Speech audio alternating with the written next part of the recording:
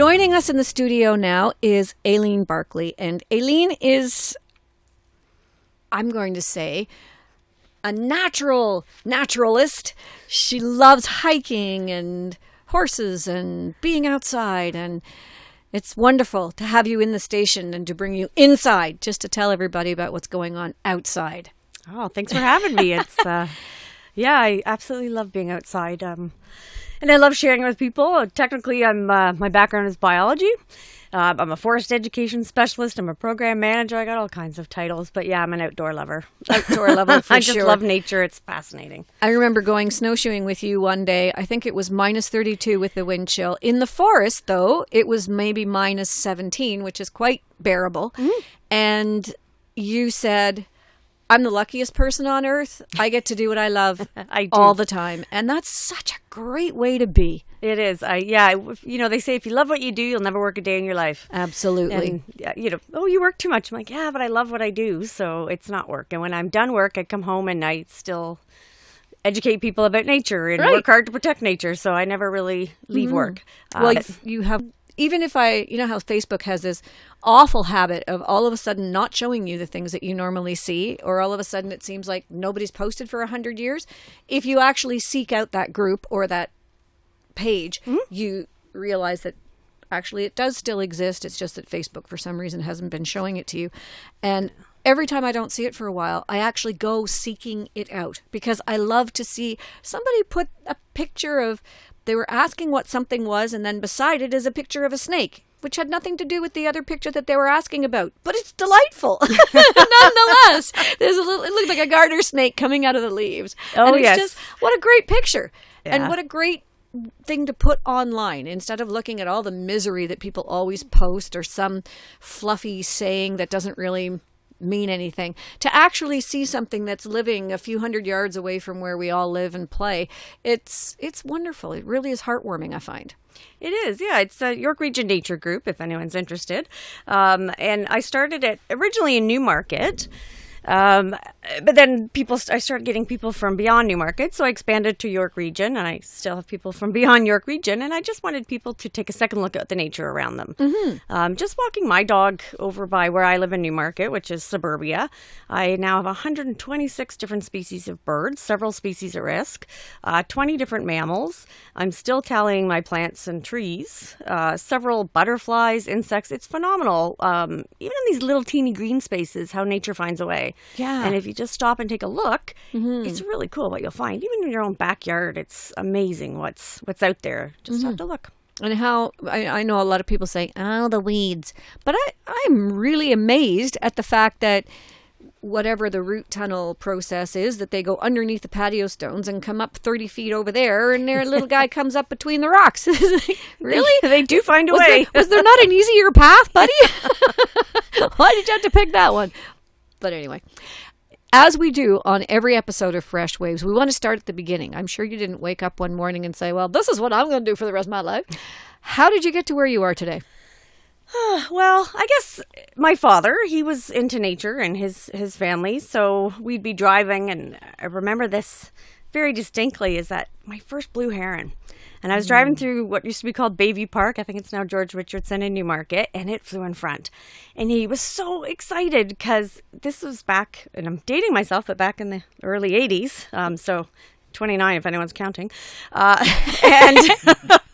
And they had just kind of worked through the DDT, and the populations were recovering. And so he was excited about it. And I was like, what is that? It's a dinosaur, because they look like pterodactyls or some kind of dinosaur. So it was just fascinating. And I guess I caught my father's passion.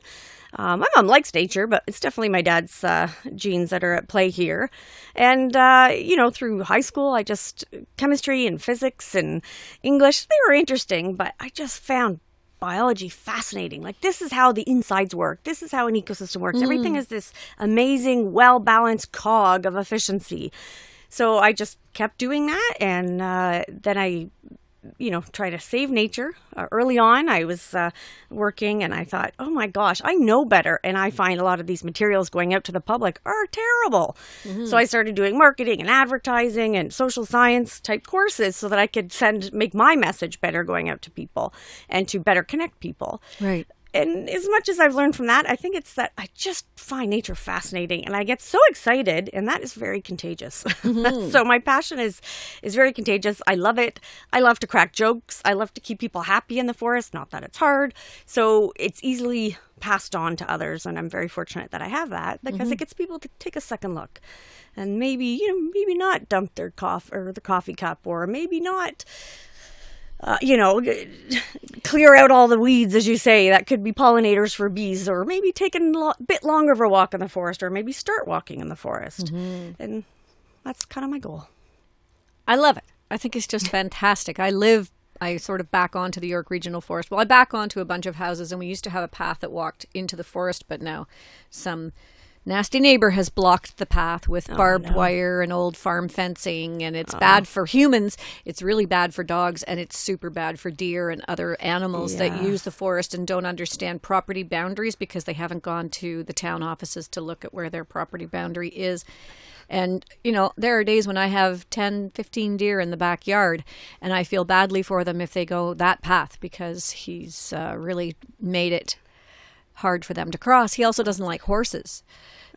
He makes it so that the horses cannot pass. You can't. And if you step down between two logs that he's put there, you're going to step onto barbed wire. Oh, that's not no. My dog has sliced her paw open and things like that. So, yeah, they just... I always wonder about the people that move out to nature and then hate nature and want nothing to do with it. They buy this gorgeous lot backing onto a forest, and then they get so bad because there's nature there. They want this bubble version of nature, and or the cleaned up version. Exactly. Sometimes nature is not pretty. Sometimes nature is a bit of a can cause a bit of trouble, but there's ways to adapt and coexist, and some people just want it perfect and I remember sanitized. When you and I were hiking in the part of the York Regional Forest off the Eldritch King Trail, and we'd had that big ice storm where there was so much ice that the trees actually fell over. And there was talk as to whether that should all be cleaned up, or in nature, whether that would just be the way it is. And it's quite controversial because we share these lands, and the definition of recreational lands, there's always controversy because it's supposed to be for everyone, and everyone is a very broad spectrum. So a person who's cross-country skiing and those trees are over their path wants the path cleared. A person who said, well, that's just nature, the tree should be allowed to fall, and look at all the organisms that grow in a fallen tree. You can see both sides of the fence, and it's a difficult thing to have space that is for everyone. Yeah. The region, the conservation authorities, they're pretty good at keeping designated trails clear. Right. So clear from anything that falls, but also being proactive in preventing anything from falling, because a falling tree could be very dangerous. Yes. I was down in Peru in December, and the number one threat in the Amazon jungle wasn't big, scary, creatures, spiders or anything. It was trees falling on people, and that's what kills more people in the jungle than any animal, any critter, any snake is trees falling. So it's a bit different down there, but there's still a high risk. So they're really good at keeping those clear. So if you stay to the main paths, that reduces that problem. And then anything that falls off the path on an undesignated trail, which sometimes people create, or in the forest, they leave it so that's a really good compromise of keeping certain areas safe and clear, and other ones natural, so that tree can decompose and go through that phenomenal ecosystem change of as it rots and creates all these little neat niches in ecosystems and fungi and So. That's an interesting question, because we used to do in outdoor education and survival things, we used to do what they called bushwhacking, which was just stomping through dense bush. Now, this was all private land that was owned by the organization that we were learning from. When it comes to something like the York Regional Forest, are people supposed to stay on the path, or can they just decide to go bushwhacking and tromp through the bush? It's so to speak. Best, if you want to keep the forest happy and healthy in any area, it's best to stay on trails. So from a forest health perspective, always stay on the designated trails. Mm-hmm. It's also easier to know where you're going on the trails, because as soon as you wander off trails, you have a really good chance of getting lost. There's also a whole lot of poison ivy in the York Regional Forest and along the moraine in areas where there's lots of sand, because it's a native plant. It's food. A lot of animals eat it. We're the only ones that actually react to it. Yes, deer love it. Huh. But there's a lot of it, and it tends to be along the edges of trails because it likes that little bit of open. So when you leave the trail, you most of the time have to go through poison ivy, or you're at risk of poison ivy. You're also stepping on things. You don't know, what little ground nests are out there. You're also, I've seen trails that have been newly pushed through from people on horseback, and the horses go to the washroom like they do, and all of a sudden there's an outbreak of dog strangling vine in the middle of the forest that wasn't there before. So you're also risking going in and introducing invasive species and weeds into a somewhat intact forest. So there's those risks. Now, with climate change, we have to worry about ticks and Lyme disease, and in a way, it's made nature not as free and loving as I was used to. However, ticks tend to, what they do is they hang on vegetation and they wave these creepy little arms out. When you brush up against that vegetation, they grab on to your pant leg or deer leg if it was an animal. So by going off trail and brushing up against more vegetation, you're much, much, much higher risk of getting a tick and possibly embedded. And then you have to get it tested. And so staying on the trails is really, it's better for you. It's better for the forest. So I strongly, strongly advise it. They're not going to give you a ticket for going off the trail, but it's just really not good forest Practice behavior. Yeah. And, if you really are going for a walk where it's easier to walk. Yeah, less chance of ticks and poison ivy. That's me sold. Yeah. So that's interesting because you would think that poison ivy is an invasive species because of the way it spreads, and it's not very nice. It's pretty. No. Yeah. There is an area of the York Regional Forest off the Dainty Track that I always walk by, and I marvel at how beautiful. There's a massive area all covered in poison ivy. Wow. And it's pretty. It's a bright green, and it's literally in this particular spot a carpet of this green vine. And they have flowers and berries. Yeah, you wouldn't want people to lie in it or anything, but boy, and you don't want the dogs walking in it. But it is pretty. But it's not invasive if it's a natural species, huh? We have native ones down in the bluffs, Scarborough, because it's a bit warmer with York Regional Forest has accessible trails, and they're starting to catch on a bit more in some other areas. So I also work out of an office that's at the Cawthra-Mulock Nature Reserve in Newmarket, and they've just put in an accessible trail, but it's for visually disabled people. Oh, cool. So it's got a tap rail at the bottom along a path, so you can navigate up the little walkway by tapping, and there's also a rope for kind of guiding you up by hand. So I think it's wonderful that they're now making it accessible to everybody to get out and enjoy the forest. And that's fantastic. It's becoming a thing, which is a good thing. It's very good. And people are really adopting it and incorporating it in different variations, and it's really nice to see. Perfect. We have to take our first little break. Jason, take it away. We'll be right back. You're listening to Fresh Waves. I'm your host, Bren Masson. We'll be back right after this.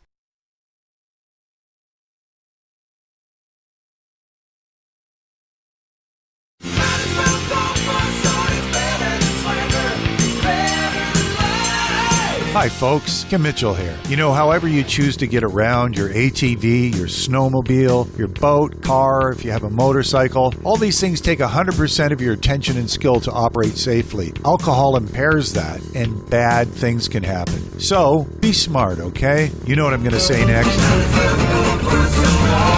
This message brought to you from the Safe and Sober Awareness Committee.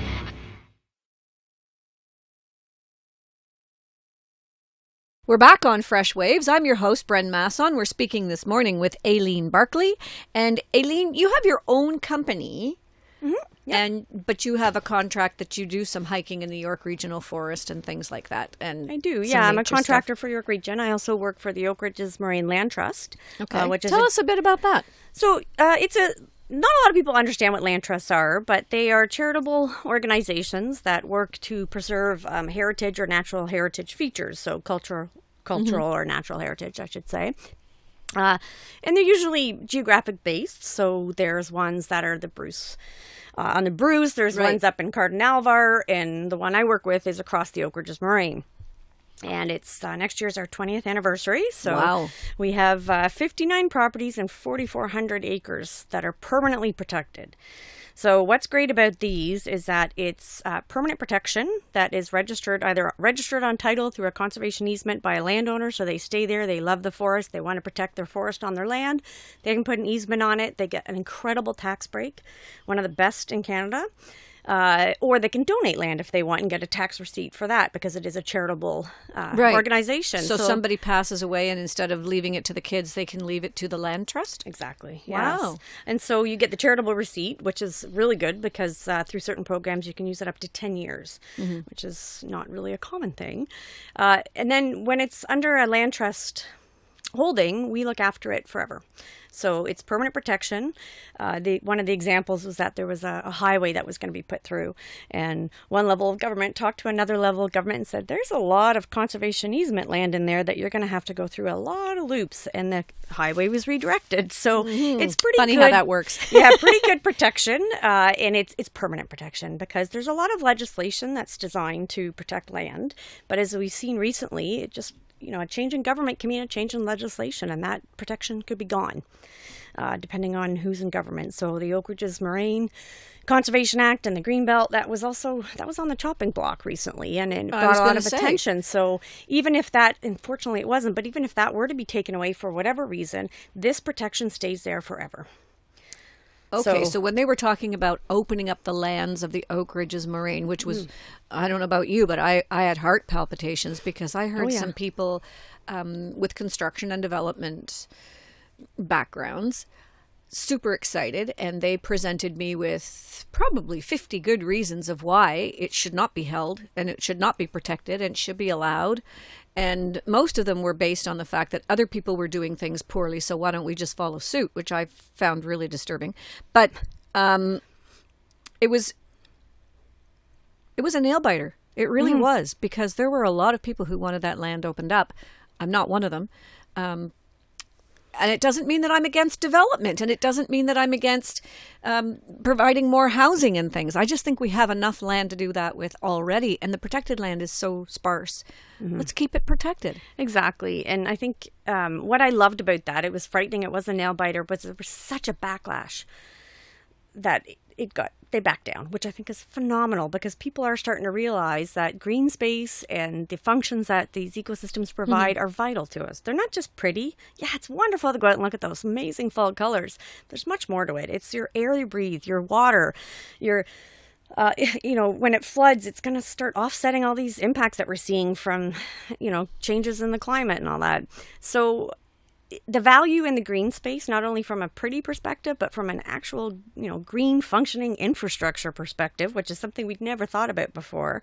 I think it's really great that people are being more aware of it. And it is. The Oak Ridges Moraine provides drinking water directly to 250,000 people.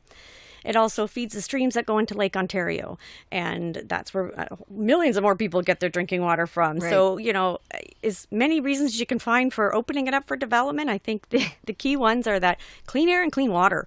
We can't not have clean air. We can't not have clean water, period. Doesn't matter how many houses we have or how much you're paying for them. Right. You can't live without those. And so I was really happy to see that there was such an uproar and fight back and push back against that people are starting to realize that the green space is so important. Is it true that the water flows north on the Oak Ridges Moraine? Well, the Moraine's basically, I'm simplifying it, but it's a big ridge. So it's a glacial, it was left behind as glacial till. So I equate it to when your big piles of snow melt in the spring, you get all the little rocks and sand left. It's like that, but on a massive scale. Right. So it goes both north and south. So they drain north and south. In the Moraine, there's divisions. So south to Lake Ontario, north to Lake Simcoe. So the Holland is going north, where the Rouge, the Humber, they're all going south. So it kind of splits and goes both ways all the way down as a ridge. It's kind of funny because around Ontario in particular, you always think of a river as running south somehow. Everything runs south to the St. Lawrence. It runs downhill. And I guess it's downhill from the top of the Oak Ridges Moraine to Lake Simcoe. It is. So in Stouffville, you're at the top end of the Rouge watershed, and that runs down south. And then if you go a little bit north of Stouffville, in the north areas of Stouffville, you're into the Holland and I think the Black Creek watershed. So yeah, you're right on the divide. So Stouffville is right on top of the Moraine. Isn't that interesting? I guess that leads us to wanting to maintain good water here. Yes. With the things that happened on Highway 48 and that dump and all the rest of it, you want the water that's seeping down into our aquifers to be as pure and clean Exactly. as possible, because people are drinking out of those aquifers. Yep. Breaks my heart when they use them for construction too. The thousands and billions of gallons of water used to blow out sewer holes in Cornell and other subdivisions. It honestly breaks my heart. There are so many people in the world who don't have any water, and we're using the best, freshest, most precious drinking water to blow out sewer holes because it's cheaper. Oh my goodness. We do. Boy, could we have a show Yeah. on that, just that alone. We do tend to undervalue because we're fortunate enough to be surrounded by our natural resources. So many trees, so much water, is that we do take it for granted. And you're right. We use, about 250 liters per person per day. You go somewhere to like Ecuador and they're 8 liters per person per day. And they pay for those 8 liters. Yeah, we have some of the cheapest water. We've got the most abundant water. However, that means that we're a little wasteful with it. So there are a lot of good programs for it, but I think we really need to appreciate it. And when there's too much water, because we've seen the impacts of flooding. Yeah. And, when you have these natural areas, that means the water goes into the ground and it diffuses those heavy, heavy storms and gives them a nice, like the wetlands act as a reservoir to kind of offset that heavy water. Where when you pave over everything, even if you have little front lawns, you're still paving the majority of it, which means the water's sheeting off. And when there's, some of the older areas where proper planning wasn't happening, you're seeing the flooding, and it can be quite damaging. We had 100-year floods happening almost every other year in the Toronto area. So it's really changing. And so the longer we preserve these areas and permanently protect them, the more it's going to offset those impacts. And, with flooding comes increases in your insurance, or some people are just being told you don't get insurance. You're in a floodplain. Sorry, you're on your own. Yep. Or if they've had 1 or 2 flood claims, insurance is just ridiculous. So through the there's roof. economic value to it as well. David Suzuki did an economic value of the different types of rivers and streams and forests and what our value is. But because there's no actual money exchanged, we don't appreciate that. But when you see what happens when that's gone and the money exchanged and the payments for the damage and the floods and whatnot and the drought and the increase in, costs of your vegetables and food in general, then you see that hidden cost. But that, if we don't protect our green space, those costs are going to keep increasing. So we really do have to appreciate them from the ecological and the economical value that they provide. Okay, well, we're going to take a little break. When we come back, we're going to talk a bit more about the Oak Ridges moraine. You're listening to Fresh Waves, and we'll be right back.